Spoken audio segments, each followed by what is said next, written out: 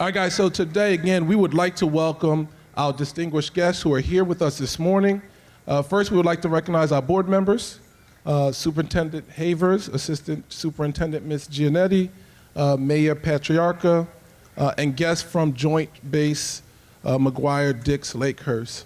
But of course, the two people that we have with us today, we'll bring them out before we do the National Anthem and the presentation of colors. We have with us today Congressman Andy Kim and Ambassador Linda Thomas-Greenfield. So let's give them a hand of applause.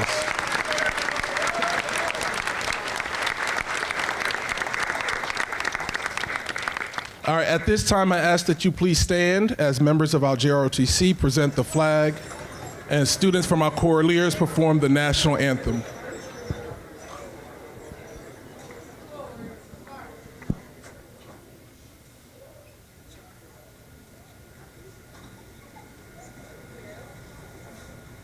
March on, march.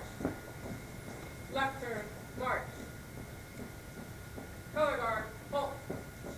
Freeze it, color. Oh, say, can you see by the dawn's early light what so proudly we hailed at the twilight's last gleaming, whose broad stripes and bright stars through the perilous fight o'er the ramparts we watched were so gallantly streaming, and the rockets that glare, the bombs bursting in air, gave proof through the night that our flag was still there. Oh, say, does that star-spangled banner yet wave o'er the land of the free and the home of the brave?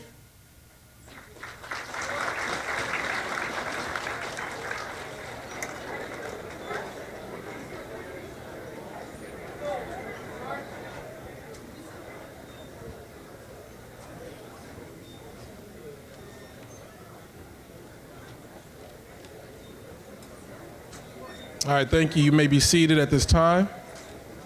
All right, guys, today, again, I have the pleasure of welcoming our two distinguished guests. Again, Congressman Andy Kim and Ambassador Linda Thomas-Greenfield. It is an honor to have you both join us at Pemberton Township High School, and I know how much our students have been looking forward to this visit. I'll first introduce Congressman Kim, who will then introduce Ambassador Thomas-Greenfield. But before we start, I know I did tell the students we're going to be running this like a presidential town hall meeting. We have questions already prepared. We have students who have kind of prepared those questions. And I know for me last night, I was doing some film study, right? I'm watching film of old town hall meetings, and my 13-year-old son said, "Dad, what are you doing?" I told him what I'm doing, and he said, "Dad, just do one thing. Don't mess their names up." And I said, all right. All right, so at this time, let me just introduce Congressman Andy Kim. So Congressman Andy Kim represents the 3rd Congressional District of New Jersey, which includes Pemberton Township.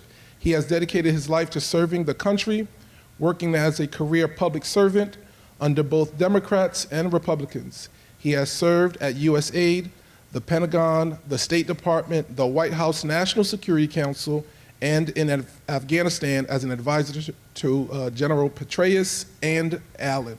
So welcome, Congressman Kim.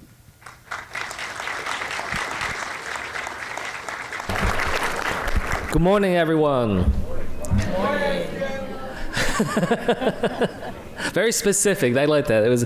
Well, look, I'm just so grateful to have this opportunity to introduce one of the most extraordinary leaders in our country, Ambassador to the UN, Linda Thomas-Greenfield. This all started because I heard her give a speech once talking about how she wanted to come to a school in the United States, wanted to talk about what the Security Council does and the work that they're doing at the UN. And the next time I saw her, I said, "Hey, I got a school for you." And, she has been an incredible public servant and diplomat over a course of a full career as a Foreign Service officer, rising up to be Assistant Secretary of State for African Affairs, and then asked to come back into government to serve at the UN as our ambassador from the United States. So I'm just so honored to have her here and grateful to have this chance to be able to share this experience with all of you. So thank you so much for giving us this opportunity.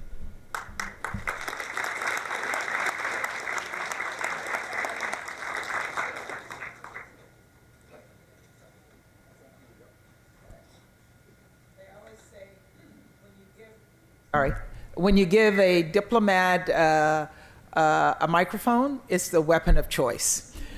So usually they turn it off because they don't want you to have this weapon in your hand. But good morning to all of you, and thank you so much, Congressman Kim. Thank you for inviting me.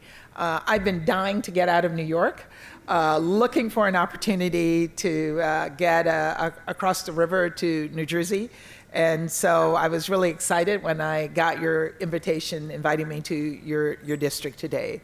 And I want to thank the superintendent, Superintendent Havers and Principal Joseph for inviting me to your school. I'm really glad to have the opportunity also to have the Fort Dix Elementary School students here with us today. And I would just love to thank the band for that extraordinary welcome that you gave me as I walked in the door. I played in the band when I was in high school. I was not very good. So I was telling the French horn player that I played the French horn, and most recently, I couldn't even get a sound out of it. So I was really excited to see the band. And then to the choir for that wonderful rendition of the Star Spangled Banner. It reminded me when I was ambassador to Liberia, we went to an event and they suddenly realized, oh my God, we do have to play the American National Anthem, and they didn't have it. And so they said, well, the Americans here, the ambassador and others can sing it. Well, I also didn't get a singing voice either. And that's a hard song to sing if you don't have music and you're not good at singing.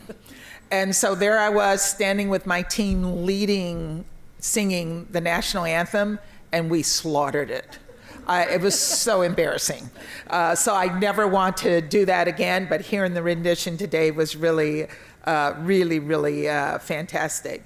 So as you heard from Congressman Kim, my name is Linda Thomas-Greenfield, and I am the United States Ambassador and the Permanent Representative. I have two titles.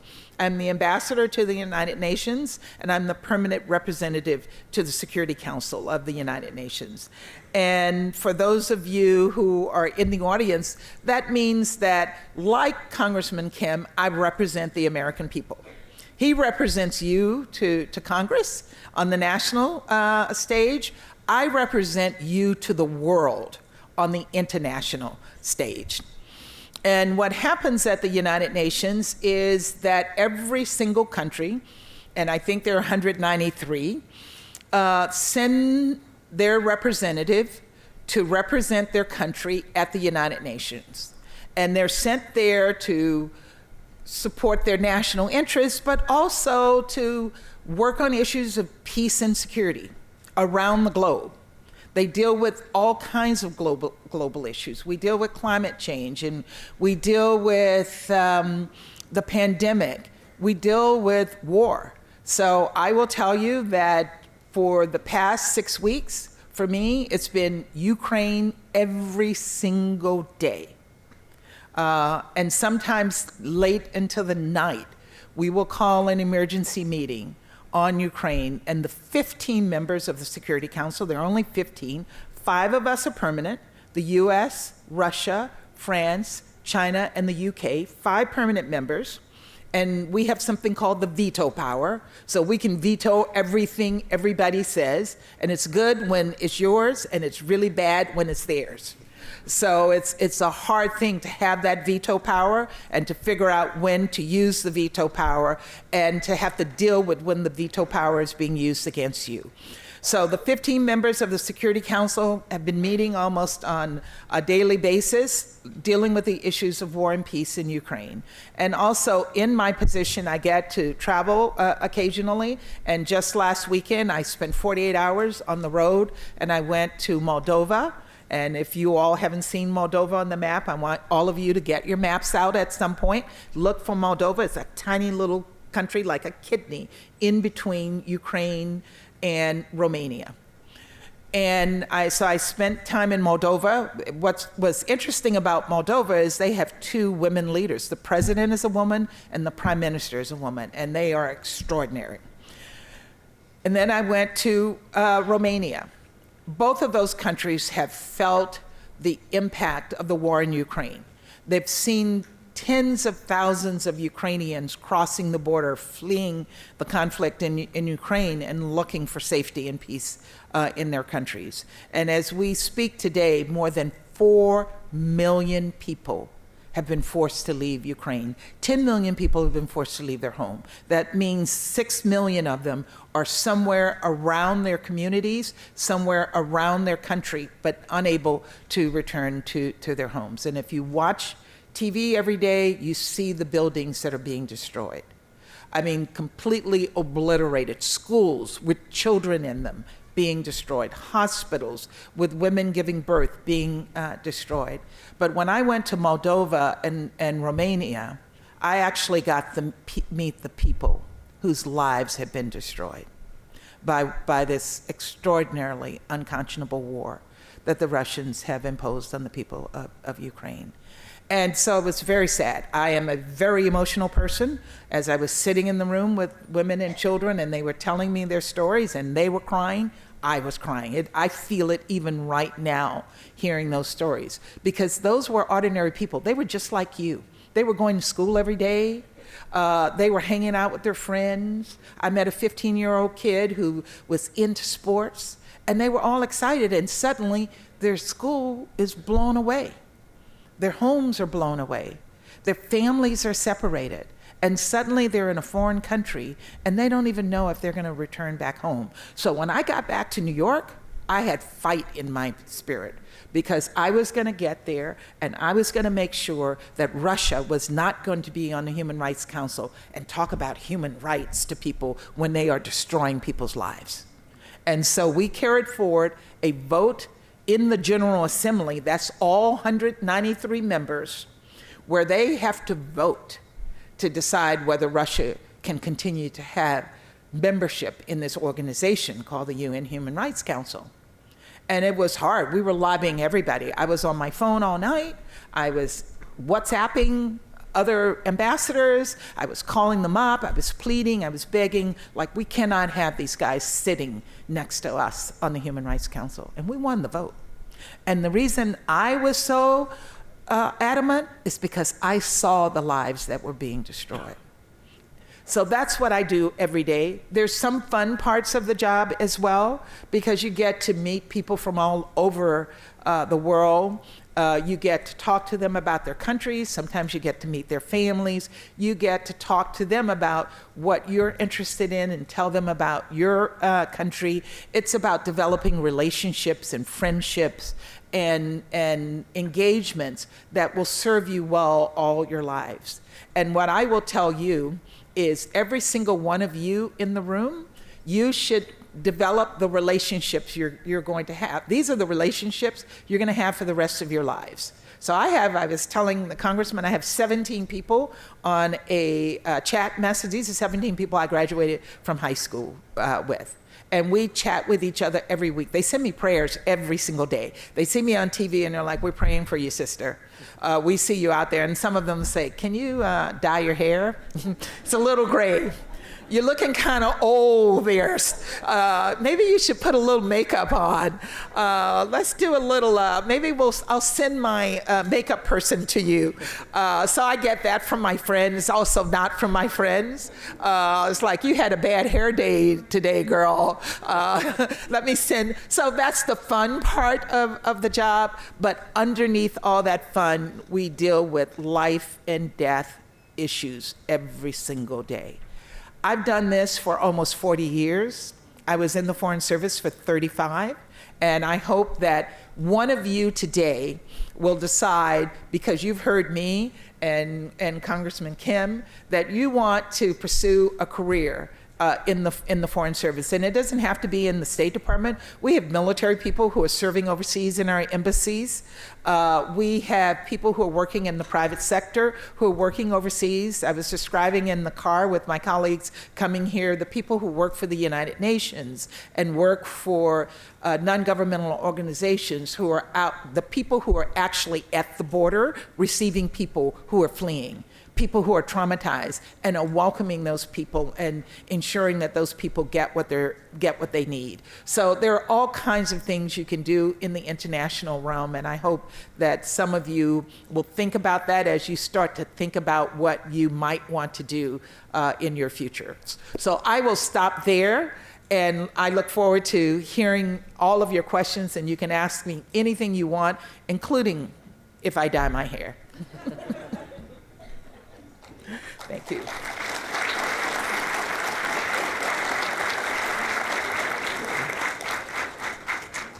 All right, so again, we said that our students had prepared questions in advance. Just so you know, our students, our scholars developed well over 60 questions, right? Well, We're not asking 60 questions, right? it's like a test. You almost spit the water out. It's like a test.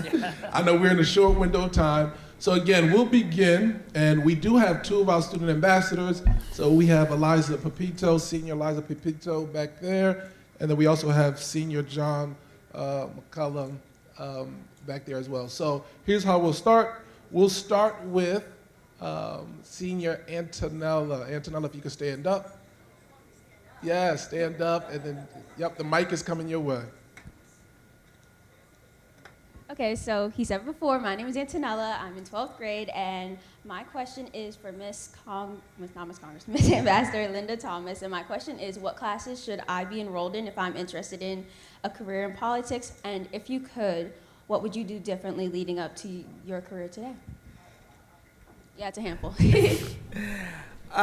Well, first of all, what I would do differently are take different classes in high school. I would have spent more time learning a language and really being proficient in that language. So I would recommend, I know you're seniors, so hopefully you've already done languages, but having another language is really, really important. And then secondly, I would have paid more attention to my English classes because you really have to know how to write well, because you have to be able to influence people. And everybody can write a 15-page paper because you just throw garbage in it to make it 15 pages. But what you need to write is a 2-page paper that the President of the United States is going to read. Because you can't put a 15-page paper in front of the president. You can't put a 10-page paper in front of your ambassador.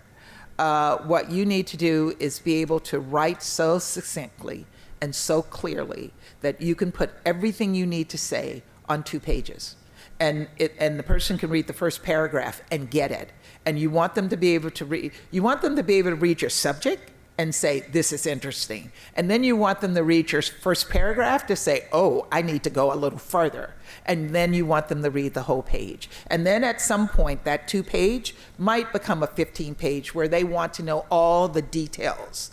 So being able to write well is really, really important. I had an English teacher, and he used to always tell me, you need to speak proper English. Because, you grow up and you just kind of speak the way you speak. But he always taught us to speak proper English. And so an English teacher is probably your most important teacher. I don't know if there's an English teacher in the room. Yes. So it's really, really important what you teach your kids, because it doesn't matter whether they want to become a lawyer. Lawyers have to write. My son's a lawyer. He's an extraordinary writer. And he was an extraordinary writer when he was in 5th grade. He could write. So he always had good English teachers. And so you play an important role in preparing your students for the future. It's more important, and excuse me, math teachers, I was terrible in math. It's more important than math. Because even if you're a great mathematician, you have to be able to write so that people know you're a great mathematician. You can put it all on paper. If you can't write it in a good English sentence, people are not going to get it. If you can't speak it, people are not going to understand it. So whatever careers you're in, pay attention to your English teacher.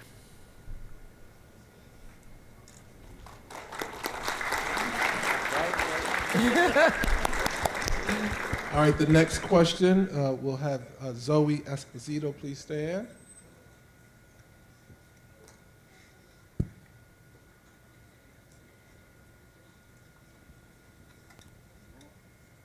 Hi, my name is Zoe, and I'm in the 12th grade. Our question is, the UN Millennium Development Goals were established in 2000. According to the 2015 Millennium Goals report, we now know that nearly 1 billion people were pulled out of extreme poverty. But even with that success, many challenges still exist. So the UN has launched new goals, the 2030 Agenda for Sustainable Development. What goals are in the 2030 Agenda, and how can we continue building on sustainable development? I knew this was going to be a test. Some of the same goals that were in the earlier version are still in the current version, and in particular, it's to continue to do work on pulling people out of poverty. Girls' education is still an important goal in how we deal with issues of education of girls. So they've been truncated. But they are pretty much the same goals. We still have people in poverty. We still have millions of people in poverty around the world. When we look at a country or the continent of Africa and look at their access to basic needs, water, shelter, electricity, I was about to say cyber, but being able to use technology, it's missing in so many of these countries. Only 1% of Africans, for example, have been able to get access to the COVID vaccine. So poverty is still a huge issue. It's still access to the things that people need to improve their lives, and that is something we're all working on. The Secretary General, in his second term, truncated the SDGs into what he's calling his common agenda. And the common agenda takes all the SDGs and put them into kind of a single document that continues to work on the same issues we were working on at the start. Thank you. I just want to jump in here on this one. I'm just kind of framing it a little bigger. So when we're thinking about what our goals are for the next decade, when we're thinking about what we're trying to get done with the UN, one thing I want to just hit on is, as the ambassador talked about what's happening in Ukraine, as we think about what happened over the last 2 years with this pandemic, I really do believe that this is an incredibly historic moment globally as well as domestically. You all are growing up and going to be, over the coming years, entering into the workforce, entering into this moment. And I just want to express just how pivotal this is. For me, as someone who was a sophomore in college when 9/11 happened, I saw how just right in front of my eyes, the world was changing as we go. And right now that is happening as well. We are entering this new era of global politics, and I'm sure the ambassador sees it in her work every single day. We are now firmly no longer in that post 9/11 era. We're now firmly into a new era, but we don't know what this era is going to look like just yet. How will it be shaped by our competition with China? How will it be shaped by the aggression of Russia? How is new technology like artificial intelligence or quantum computing and other things like that going to affect how this new era is shaped? So when we think about what goals we're trying to get to, it's not just a checklist of saying, what can we do to address poverty? What can we do to address the challenges of climate? What can we do to this? It's important for us to think through, how do we as the United States think strategically about making sure that this decade is a decade that is in line with our values, in line with our priorities, and in line with our responsibilities. So I just wanted to frame that, especially from the congressional side. We're trying to think about this in terms of making sure that we can have the kind of impact that we want at this incredibly strategic inflection point. I really do believe that the next 4 to 5 years are going to shape the next 4 to 5 decades of not only this country, but the world. So no pressure on everybody. No pressure, Ambassador. Before we ask the next question, I'm just reminding the students, I know we are so programmed that bell rings and they start to move. So just remember, when the bell rings, we don't move, right? We're here until the end, all right? There you go, the bell, right on time. The next question actually is going to come from a student from Fort Dix Elementary School, so I'm going to ask Lula. Lula, you ready, Lula?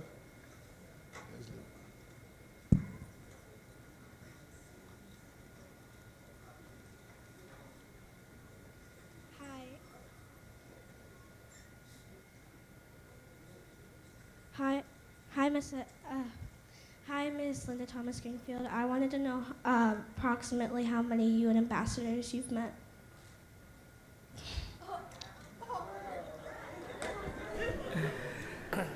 That is a great question. Because when I arrived in New York on February 24th last year, I said to my team, I want to have a one-on-one meeting with every single UN ambassador. There are 193 of them. And so I said, I want to meet them one-on-one, face-to-face. And I have only met 117 of the 193 in one-on-one meetings. And so I decided just this week that we had to speed it up. Because when we go into the General Assembly to vote, every single one of those votes matter. It doesn't matter if the person is from a big country like Canada or Australia, or whether the person is from a little country like Fiji or Papua New Guinea, little tiny island. They all have one vote, and one vote counts. And you don't want to call them when you need them, and that be the first time you've ever talked to them. So I want to meet them all. So last night, I started what I called a listening tour so that I could ramp up my numbers of ambassadors. So I met with a group of all the ambassadors from Southern Africa, and there were 10 of them. And I had them over to my house, and they were supposed to come for 30 minutes. They stayed for 2 hours. And I called it a listening tour, and I said to them, I'm not talking to you about my priorities. What I want to hear from you are your priorities. And what they told me was, I know you guys are focused on Ukraine, and we get that Ukraine is really important, but climate change is changing our lives. Our people can't plant because we're having rains that we don't normally have. We have people who have not had their first COVID shot yet. Can you guys help us with COVID? And then the most important thing they said, and that's for all of you here in the room, is our population is very young. The median age in Africa is 19. That means that every single person in Africa, half of them are under 19. They're young people. Niger, the median age is 15. That means that half of their population, half, are under 15 years old. So we need to deal with issues of young people.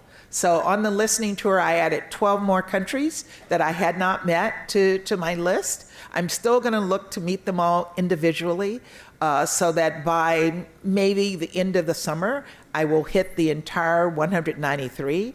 But unfortunately, they change. So, you know, they will be there for 2 years. So I met the Rwandan ambassador very early on and became very good friends with her. And then I was at an event the other night and a new person came up. I knew the old one had gone and I'm like, oh, there's a new Rwandan ambassador. So now I got to start all over. So I'm meeting the Rwandan ambassador next week. But thank you for asking me that question. Thank you. All right, thank you. The next question will have Robert Aldrich. Please stand. Robert.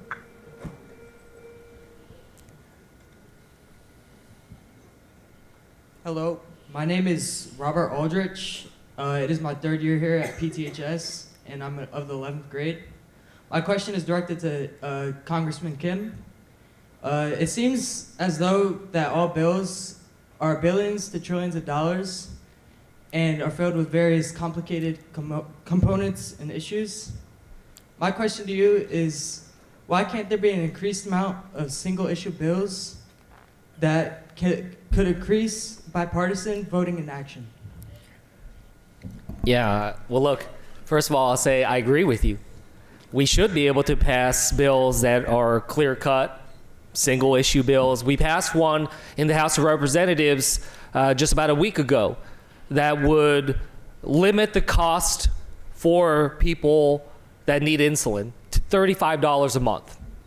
Right now, when I talk to families that have for their kid or for themselves, parents, one parent was telling me that they pay about $2,500 every 3 months for their kids' insulin. Huge problems.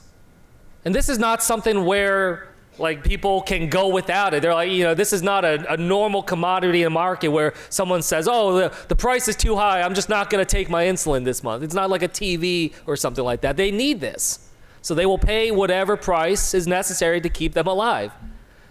But for a medicine that's been around for 100 years, why is it that the price skyrockets? So that's a perfect example. Solves a very clear problem. We passed in the House of Representatives. I wish I could tell you, I wish I could look you in the eye and tell you that that bill's going to pass. And that's going to become law. It should become law, but right now it doesn't look like it's going to.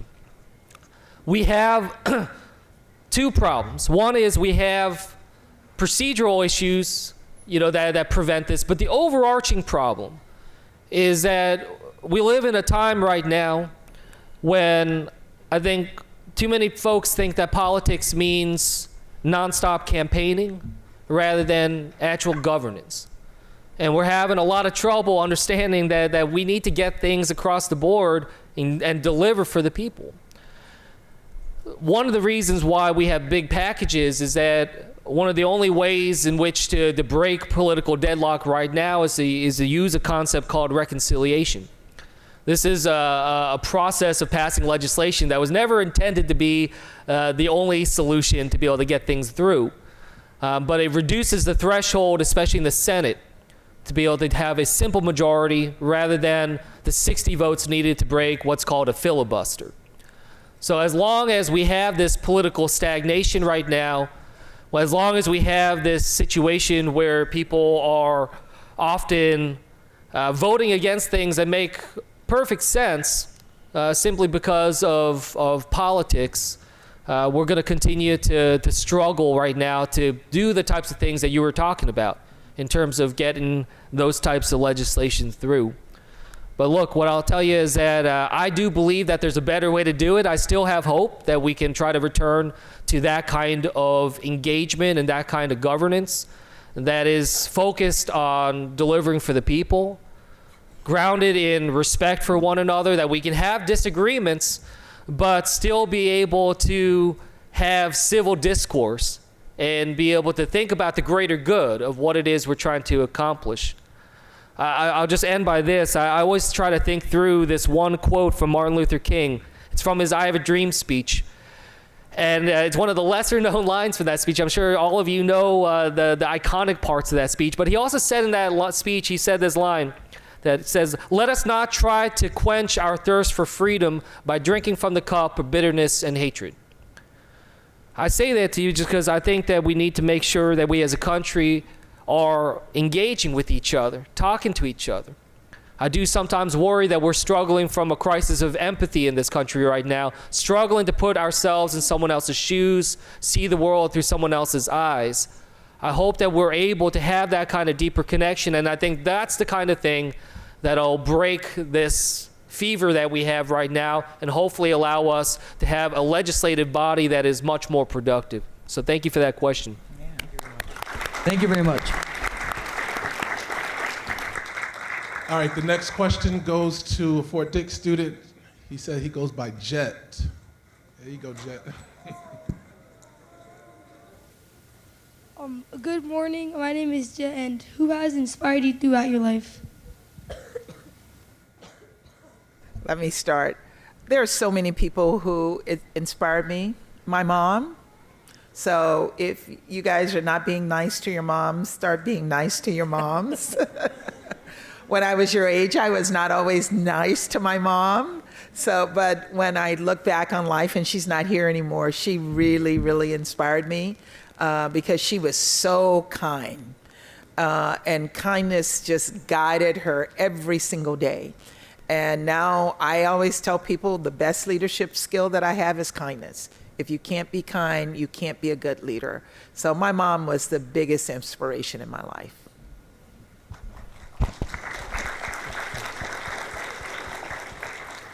I'll just go real quick here.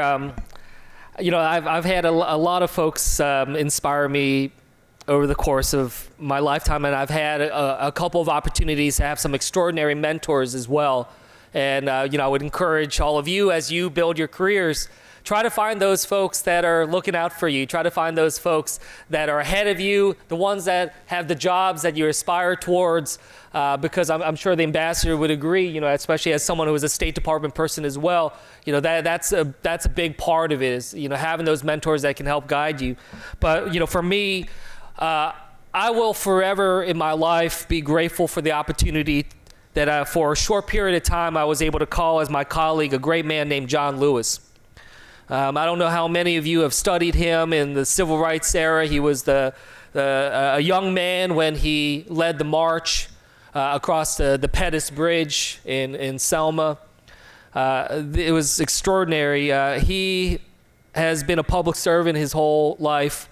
But I remember as a kid, I really looked up to him.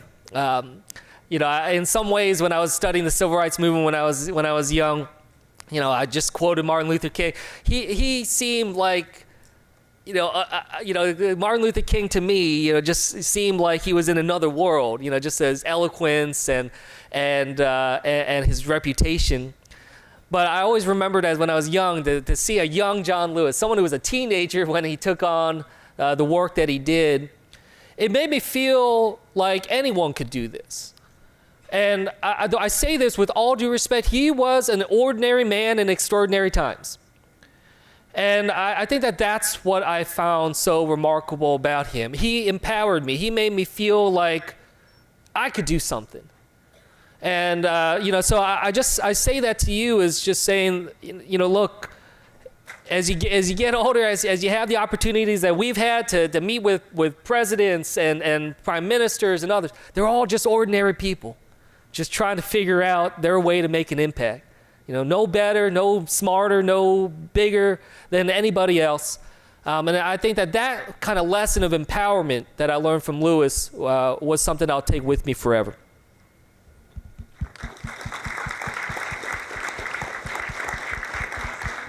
All right, at this time, I'm gonna have Chloe Green.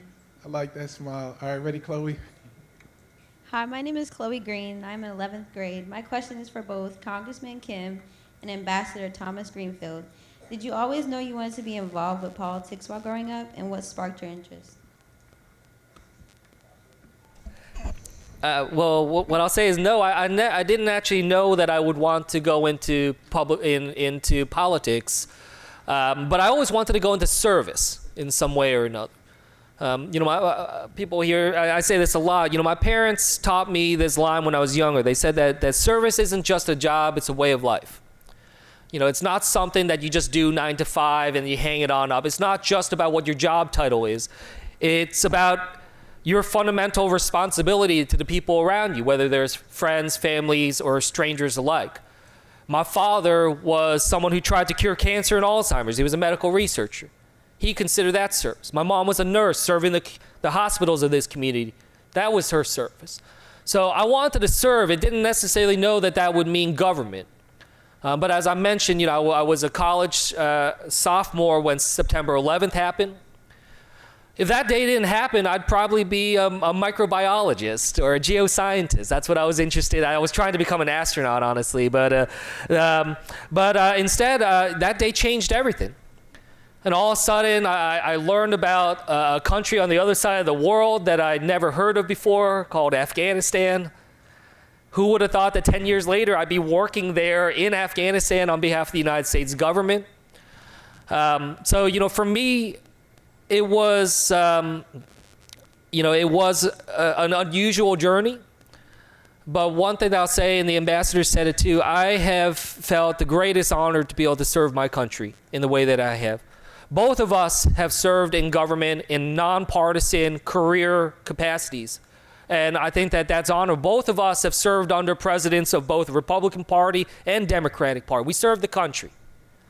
And the oath that I swore at the State Department is the same oath that I swear in Congress. So although my job in Congress is inherently a more political job, I try to see it as the same realm of public service as it was before. And no different than my job than at the State Department. I serve everyone in this congressional district, whether they voted for me or not. They are my boss. And my job is to serve them. So I feel honored, and hopefully I'll have the honor of being able to continue to serve my country for the rest of my life.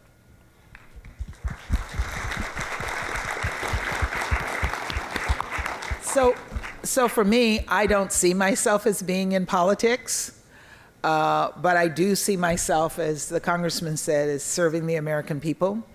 I was in the career service for my entire life, for 35 years as a career officer. And my goal from a little girl was always to help people, to do something that would change people's lives. And I thought I wanted to be an attorney, working to support indigent people who were taken before the court system. And I didn't end up doing that. I ended up going to Africa when I was in my early 20s, and I just became enamored with working with people on the continent of Africa. So I spent the first part of my career doing that work on the continent of Africa. So when President Biden called and asked if I would take this position, I was really flabbergasted. Because I had not been political. I had retired from government. I had started a little bit of working with campaigns. When I retired from government in 2017, Congressman, I had never even made a contribution to a political campaign. I had one friend who ran for a judge or something, and at some point I gave him $50. And I didn't even remember that I'd done that, because you have to record if you've ever given to a political campaign. And they told me, you gave $50 to this person. So when I left government, for a brief period, I'm like, I'm free. I can give to political campaigns. And I started giving to campaigns of people who I thought would make a difference in our lives. It's the same thing I work for. It's about making a difference in people's lives. I was asked at a point to join President Biden's team as a kind of part of his national security kitchen cabinet to advise him on national security issues. So I was doing it still in my head as a career professional. You know, I know Africa, I know foreign policy, I know humanitarian. I can advise the president on that, and I would advise any president who wants to know these issues. So I started out doing that, but of course, when you start doing this and you're working for someone and you start feeling their passion and their interest, then you become a little more political. So I got a little more political, and I'm a political appointee now in the administration as a member of the president's cabinet. But when I came back, I asked to rejoin the Foreign Service. So I came back into the Foreign Service. So I'm career. but in a political position.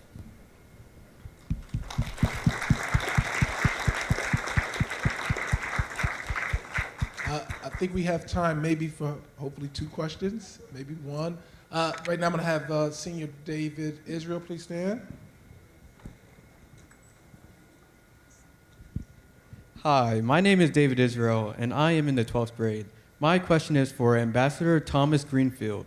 With your previous role as the Assistant Secretary of African Affairs, what is your attitude now as a UN ambassador towards a crisis in Africa, such as the civil war in Ethiopia? Thank you so much for that question. Last night when I was meeting with the African ambassadors from Southern Africa, I told them I tried to resist being the U.S. ambassador and permanent representative for African affairs in New York because Africa is really in my core. That's where I spent most of my career. I went to Africa the first time when I was 26 years old. I got introduced to Africa when I was in 8th grade. It's a continent that I love working on. I love working on the issues, and I was just the situation in Ethiopia, I've still not gotten over this. And so I come to New York, I'm president of the Security Council in March, and everything was virtual. People didn't know me, most of them had not met me in person, so they'd only met me virtually. And we got a briefing on Ethiopia. I know Ethiopia well. I wear an Ethiopian cross. I never, ever take it off. My daughter-in-law is from Ethiopia.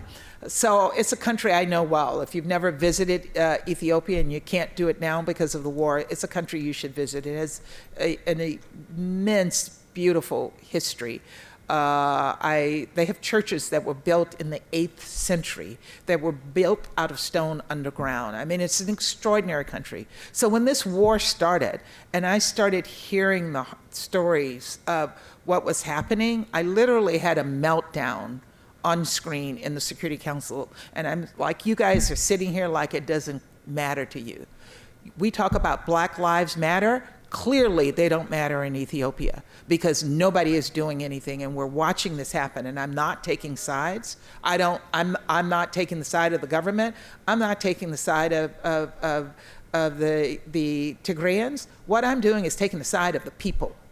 And if people are being killed, if women are being raped, no matter which side, it is unacceptable. And our job in the Security Council is to promote peace and security around the globe. And we're not doing that because we're not doing anything. Well, that situation in Ethiopia is still ongoing. They did luckily come to a peace agreement, a truce, a ceasefire in the past couple of weeks so that they can get humanitarian assistance into some of the northern regions where humanitarian assistance had not gone in for a number of, almost a year in fact. So they're on the verge of a famine and people are dying. And for me, it's not political. It is truly about people's lives. And what do we need to do to ensure that people can live in peace? And so as the permanent representative to the United States for the globe, there is no issue that is happening around the world that we can ignore. Secretary Blinken came up with a term he calls ROW. And what that means is rest of the world. We can't just do Ukraine. We have to focus on the rest of the world. Ethiopia, Yemen, the situation in Central African Republic, in Mali. The rest of the world is still out there and it needs us, and we have to focus on it all.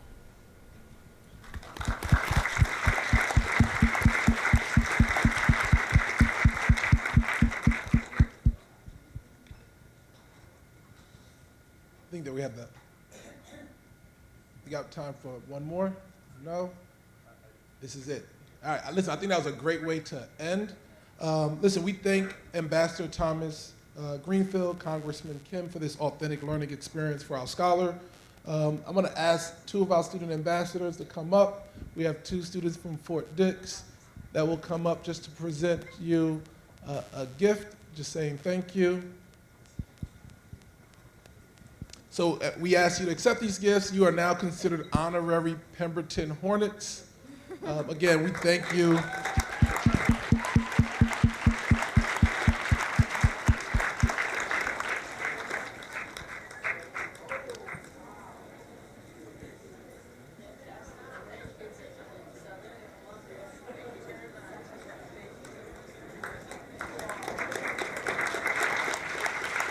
So as we conclude this discussion, we're just going to ask our Fort Dix students to please head up on stage. They have a quick rendition for us at the end. Thank you. Yeah, she's a Hornet. There you go, Hornet Pride.